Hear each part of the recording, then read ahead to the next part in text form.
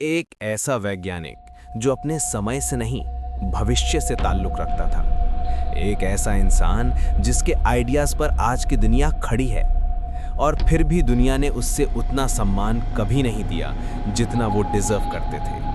मैं बात कर रहा हूं महान विजनरी साइंटिस्ट निकोला टेस्ला की।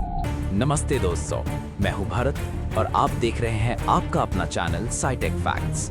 तो चलिए आज के इस फैसिनेटिंग जर्नी को शुरू करते हैं। निकोला टेस्ला का जन्म 10 जुलाई 1856 को स्मिल्जन नाम के एक छोटे से गांव में हुआ, जो आज क्रोएशिया में आता है।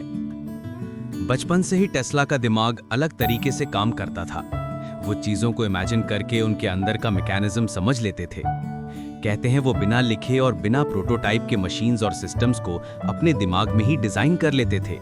इंजीनियरिंग और फिजिक्स में टेस्ला की पकड़ इतनी तेज थी कि प्रोफेसर्स तक हैरान हो जाते थे। यूरोप के डिफरेंट सिटीज में काम करने के बाद उन्हें रियलाइज हुआ कि उनके इन्वेंशंस को सही प्लेटफॉर्म सिर्फ अमेरिका दे सकता है। और फिर 1884 में वो सिर्फ एक सूटकेस और रिकमेंडेशन लेटर लेकर न्यूयॉर्क पहुंच गए। अमेरिका आने के बाद टेस्ला ने थॉमस एडिसन के लिए काम शुरू किया। एडिसन डीसी करंट को प्रमोट कर रहे थे, जबकि टेस्ला का मानना था कि ऑल्टरनेटिंग करंट यानी एसी फ्यूचर है। दोनों के बीच प्रोफेशनल रिस्पेक्ट तो था, लेकिन सोच अलग थी। जब टेस्ला ने एसी सिस्टम प्रपोज किया, एडिसन ने उसे सीरियसली नहीं लिया।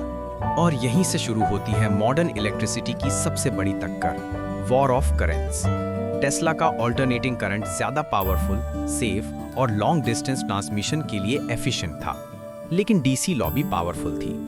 एडिसन ने एसी को बदनाम करने के लिए पब्लिक डेमोन्स्ट्रेशंस तक किए, जिसमें जानवरों को इलेक्ट्रिक शॉक दिया जाता था।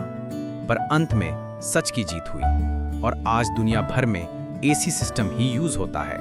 1891 में टेस्ला ने अपना सबसे आइकॉनिक इन्वेंशन दुनिया के सामने रखा, टेस्ला कॉइल।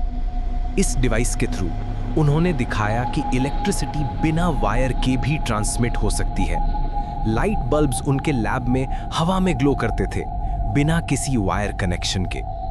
आज के वायरलेस चार्जिंग, रेडियो ट्रांसमिशन और हाई फ्रीक्वेंसी टेक्नोलॉजीज का बेस वही है। 1898 में टेस्ला ने एक और कमाल किया। न्यूयॉर्क में दुनिया का पहला रिमोट कंट्रोल्ड बोर्ड डेमोन्स्ट्रेट किया। लोगों को लगा कि वो जादू है या कोई ट्रिक, लेकिन वो साइंस थी।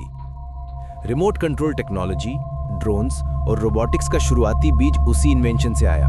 टेस्ला का सबसे बड़ा सपना था दुनिया भर में वायरलेसली फ्री इलेक्ट्रिसिटी पहुंचाने का।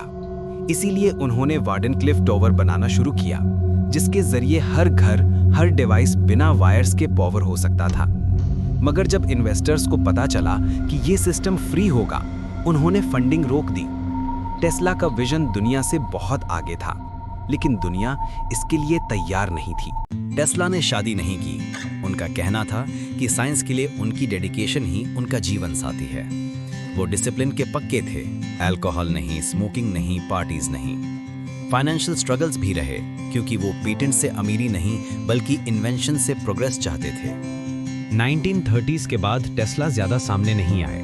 वो न्यूयॉर्क के एक होटल में रहते थे, कबूतरों को फीड करते थे और नए आइडियाज लिखते रहते थे। 7 जनवरी 1943 को उनका देहांत हुआ, बिना फैमिली, बिना दौलत, लेकिन एक महान विरासत के साथ। आज अगर हम wireless communication, AC electricity, radio technology, robotics या रिमोट कंट्रोल यूज करते हैं, तो उन सब के बीच कहीं ना कहीं टेस्ला का दिमाग छुपा हुआ है।